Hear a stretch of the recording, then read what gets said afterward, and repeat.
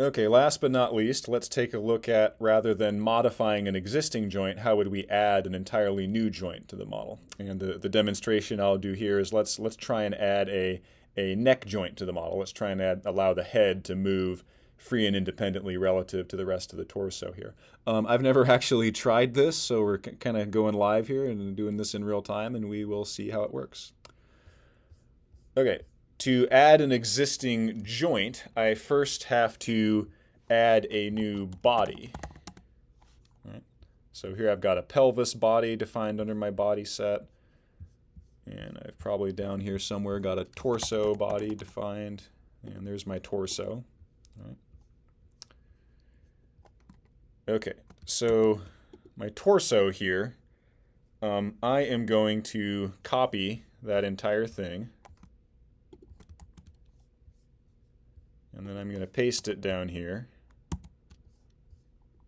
And I'm going to rename it head. Okay.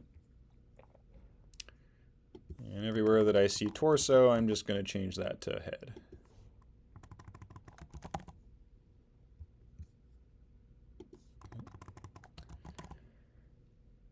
Here under these attached geometries, that's the different like geometry files, like graphical files in that geometry folder we keep messing around with that get attached to that body segment's reference frame to give it its look here, like its skeletal look here in OpenSim. So it's purely a graphical thing.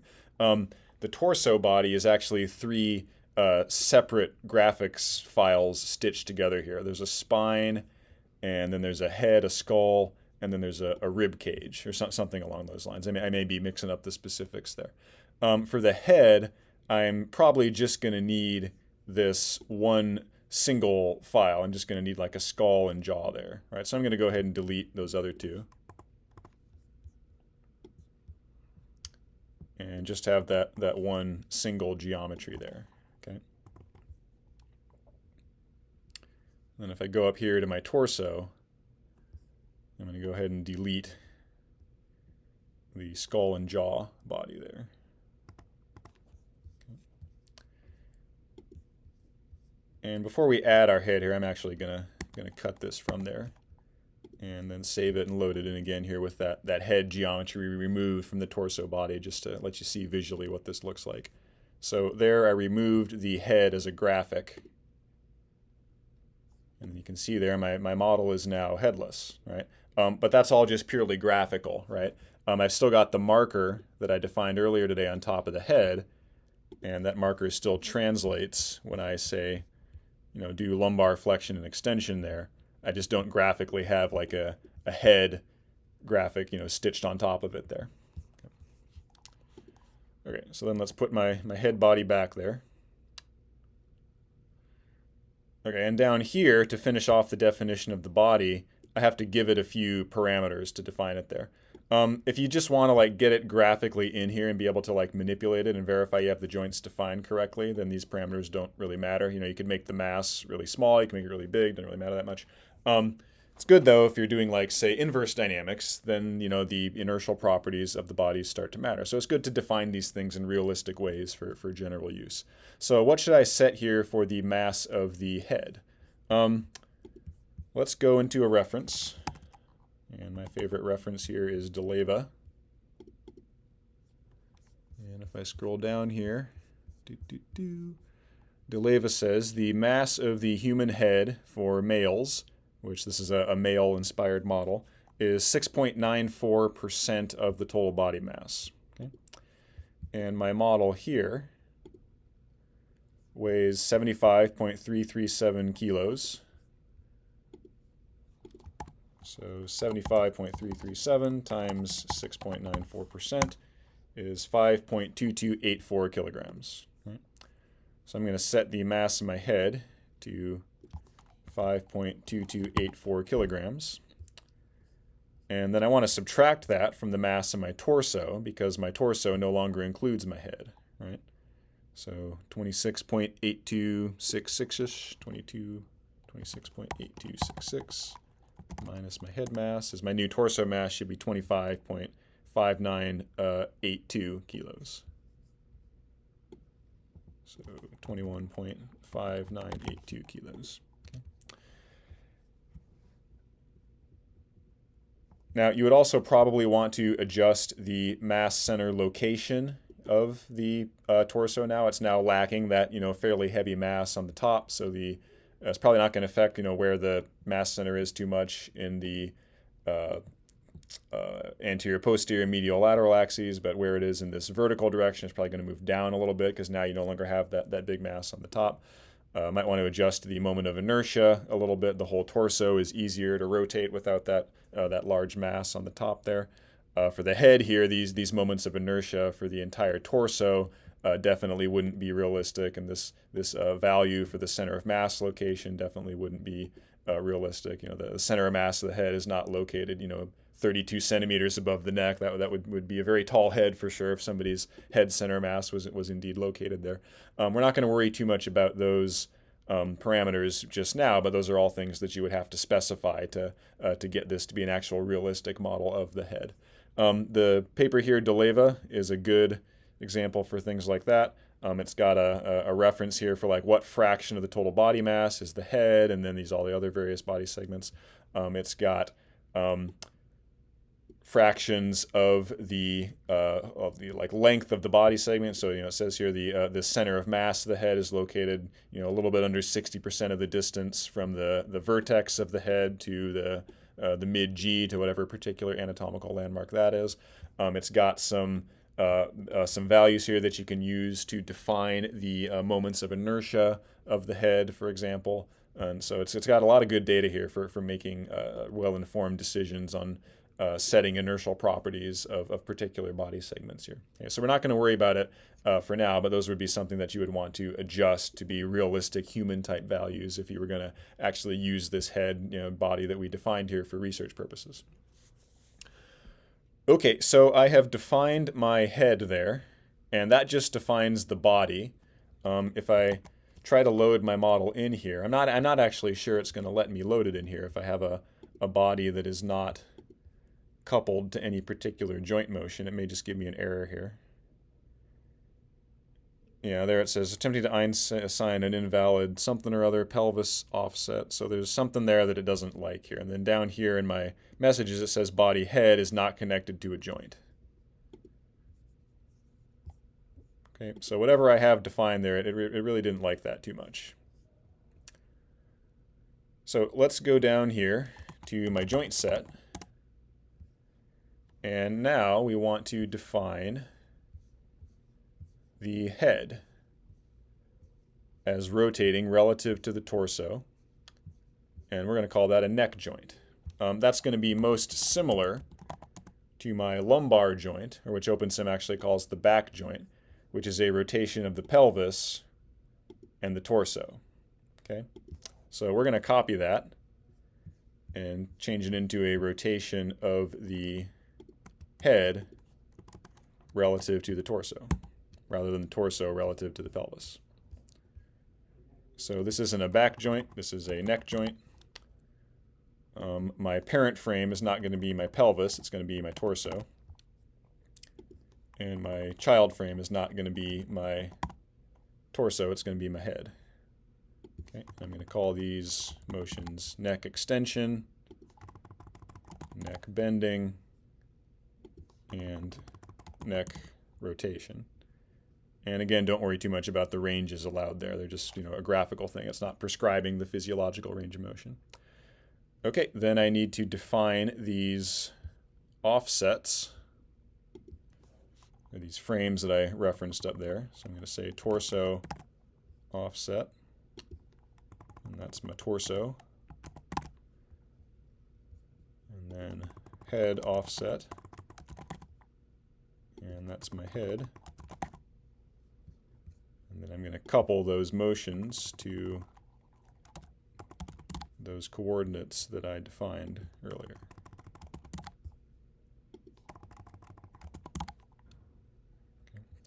Okay. If you're wondering what these other, like in the previous video or in this video, these other three transform axes under this spatial transform that I'm ignoring, those are the translations, the distraction and motion of the joint in a linear sense, which we don't often define models that have translations there, but you can define those translations.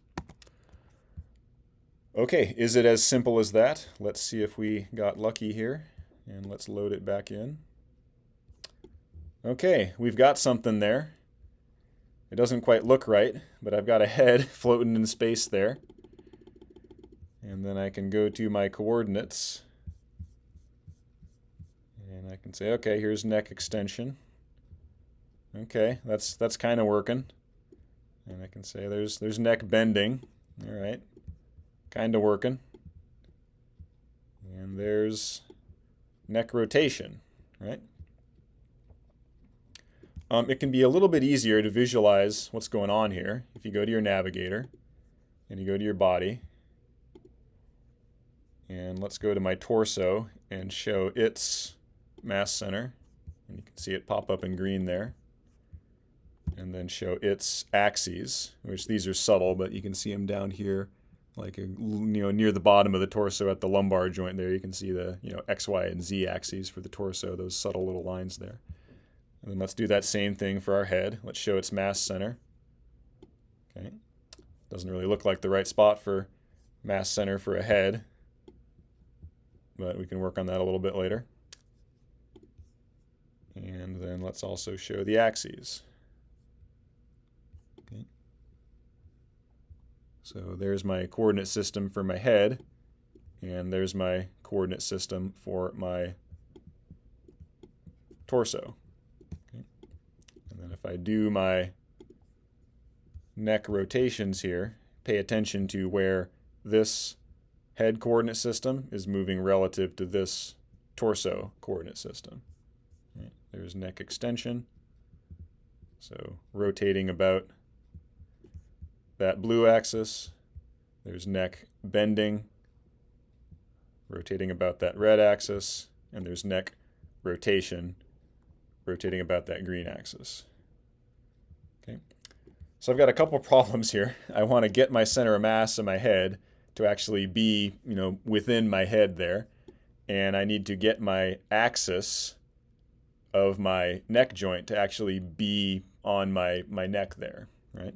The center of mass is easy. That's just up here under my head body definition, where I've got that mass center as being defined, at a location of 0.32 in the vertical direction there. Let's just change that to, 0, and see what happens.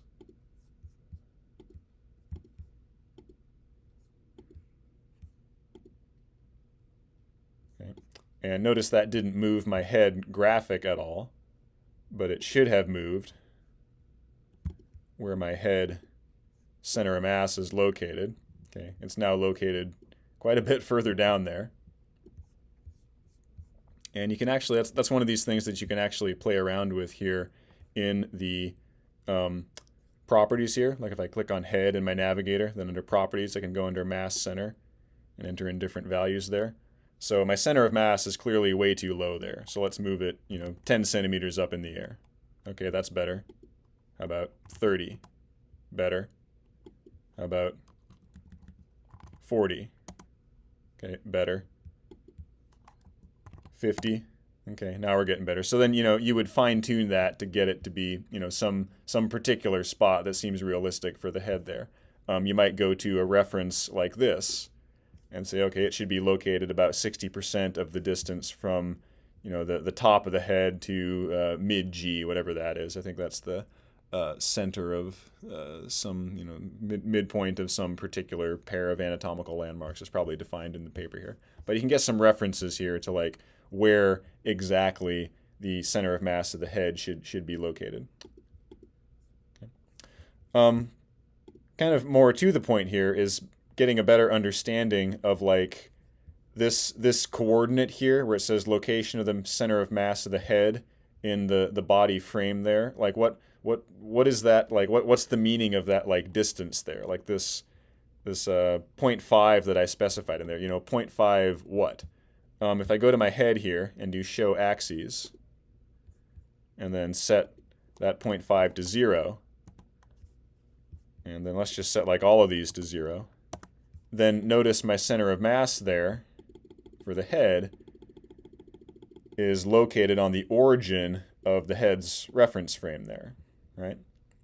So that's what it means here when it says in the model, location of the mass center in the body frame. It's saying, here's the reference frame for this body, and tell me, where to put the center of mass, relative to the origin of that reference frame. Okay, so when I set it to, 0.55, that moves it upwards by 0.55, and you can't see it there because now it's inside the head, right? If I set it to 0.75, then it's, above the head, up in the air there. Okay. So for now, I'm just going to set that to 0, because as soon as I move that reference frame up, it's going to move that center of mass along with it, right? So then we might want to, after that, once we get the axes where we want them to be, then we might want to move the center of mass along with it there after we get the axes where we want them to be. I'm not 100% sure if you can alter the axes in here. If you can, it's probably in joints. And let's just take a look at neck there and see what we got. I'm not sure it's going to let us adjust those properties in here. We may have to go back and do that in the model. What's under spatial transform here? I don't think that's going to work. What outputs? Yeah, nothing there. Okay. Let me just make sure there's nothing I'm missing here under head. Frame geometry, maybe that's it. I don't think that's the one I want. Okay, so we might have to mess around with positioning that coordinate system up here on the top of the spine where we actually want it to be. That might be something that we can't change here in the GUI. We may have to go back here and do that in the file. Okay, so let's go back down to my neck joint. And there it is. And let's go down to these frames.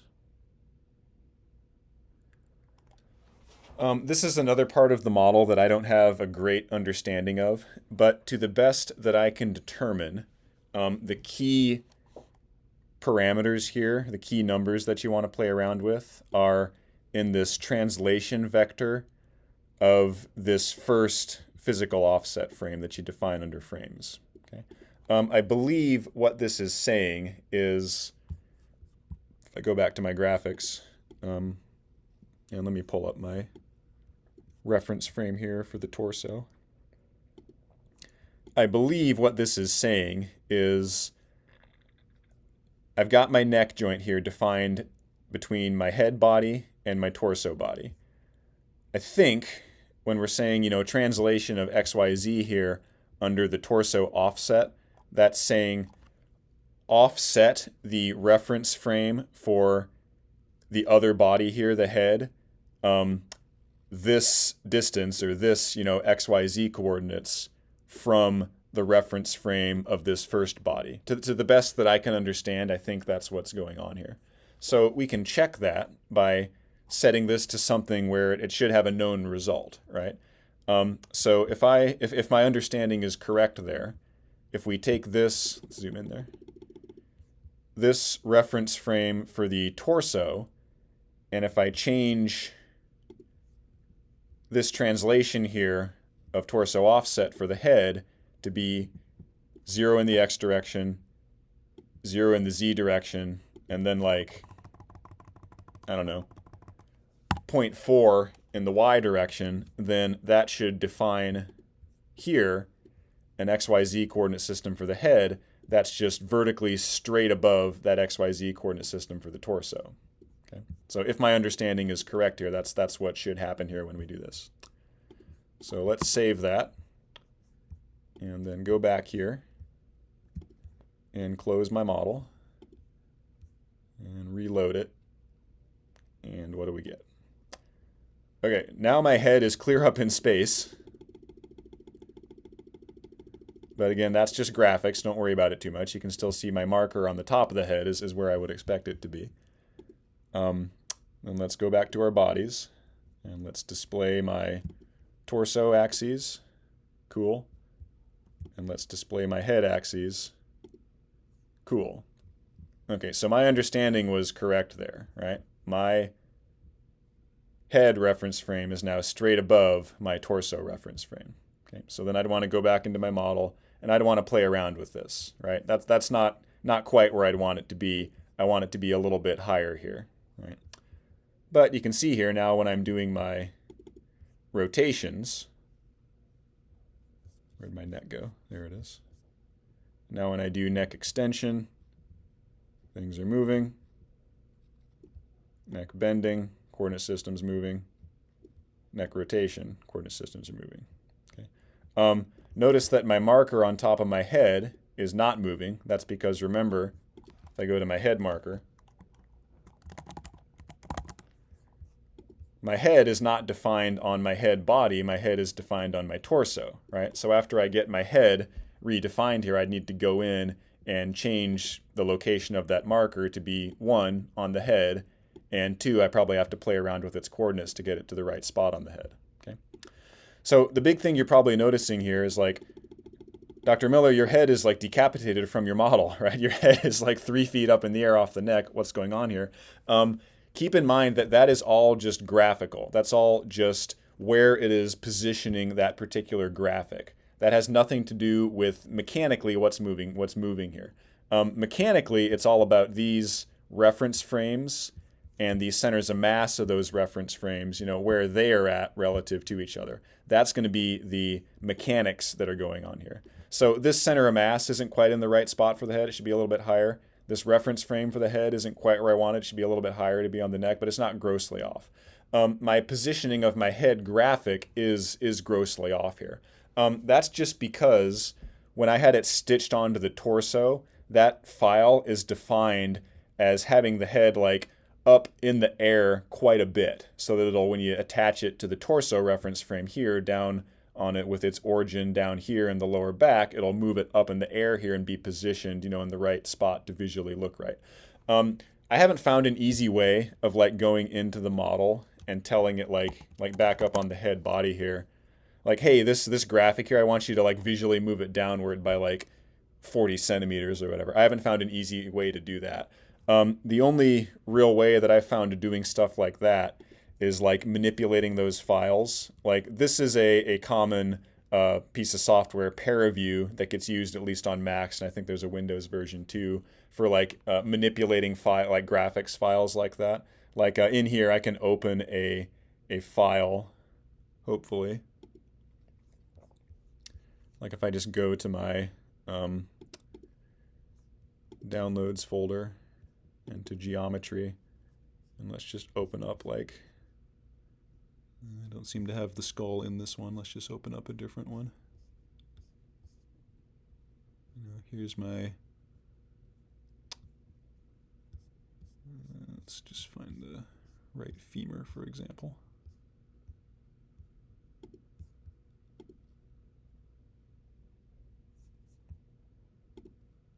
So there's my like graphics file for my right femur, right?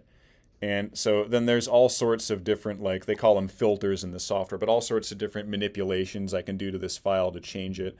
I can shrink it, I can cut it in half, I can do all sorts of different translations to it. In particular, I can move where it is in this reference frame to have it be like higher or lower or displaced in different places. So for example, I could find like my head graphics file here, and I'd want to load it into this software, and then like in the software, like displace it downward relative to its origin here by like, I don't know, 30 centimeters. So it's probably something where I'd kind of have to like guess and check, do it a few times until it visually appears to be in the right space here. Okay, but that's a way that you could get the graphics to look like what you would be expecting. Okay, so a lot of different things covered today, but we covered quite a few things on changes you can make to the model. How to add a marker, how to add a muscle, how to add degrees of freedom to the joints, and how to add entirely new joints. Homework 3, which I'll introduce in a little bit here, will be focused on adding some degrees of freedom to the model, specifically to the shoulders there, and how that affects our inverse kinematics analysis that we do. So that will be coming up next.